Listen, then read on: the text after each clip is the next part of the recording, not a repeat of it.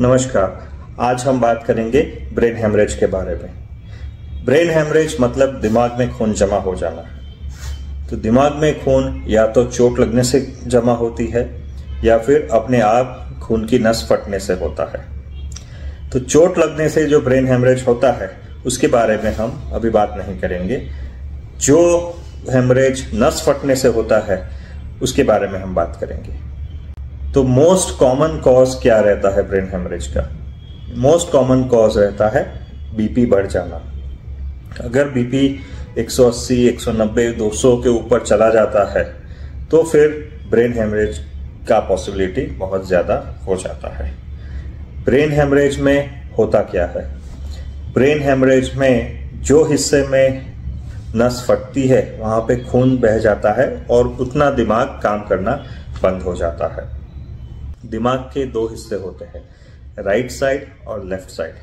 जो right side का दिमाग है वो लेफ्ट साइड के हाथ पैर चलाता है और जो लेफ्ट साइड का दिमाग है वो राइट साइड के हाथ पैर चलाता है और लैंग्वेज का फंक्शन निभाता है, जैसे कि समझना, बोलना, वो सब लेफ्ट साइड के दिमाग में ज्यादातर लोगों में होता है। तो जब भी ब्रेन हेमरेज होगा तो उसके लक्षण क्या होते हैं? उसके लक्षण ये रहते हैं कि बहुत जोर से सिर में दर्द होना, उल्टी होना, पैरालिसिस हो जाना। जैसे कि राइट साइड पे हेमरेज हुआ है तो लेफ्ट साइड पे पैरालिसिस हो जाएगा, लेफ्ट साइड पे हेमरेज हुआ है तो राइट साइड पे पैरालिसिस हो जाएगा और पैरालिसिस के साथ साथ बोलना बंद हो जाएगा, समझना बंद हो जाएगा अगर लेफ्ट साइड पे हेमरेज हुआ है तो। ये कॉमन सिम्टम्स है। अगर हेमरेज बहुत ज्यादा हो गया तो बेहोशी आ सकती है, कोमा में जा सकते हैं। एक बार इमरजेंसी रूम में जाते हैं तो वहां पे सीटी स्कैन होगा। सीटी स्कैन में हमें पता चलेगा कि किस प्रकार का हेमरेज है, कहाँ हेमरेज हुआ है। जरूरत पड़ने पे एंजियोग्राफी होती है। एंजियोग्राफी में पता चलेगा कि कौन सी नस में से ब्लीडिंग हुआ है। एक बार ब्रेन हेमरेज पता चल गया सीटी स्कैन के माध्यम से तो फिर उसका आगे ट्रीटमेंट क्या होगा? आगे ट्रीटमेंट या तो दवाई हो सकती है या फिर ऑपरेशन हो सकता है।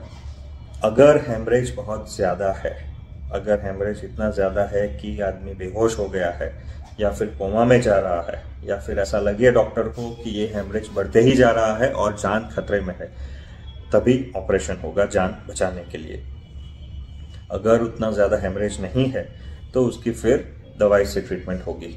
दवाई में मोस्ट इंपॉर्टेंट चीज है ब्लड प्रेशर को कंट्रोल करना। आईसीयू में एडमिशन होगा, ब्लड प्रेशर कंट्रोल करने के लिए कुछ दवाई चलेगी और दिमाग की सूजन कम करने के लिए कुछ दवाई चलेगी। धीमे धीमे रिकवरी आ सकती है।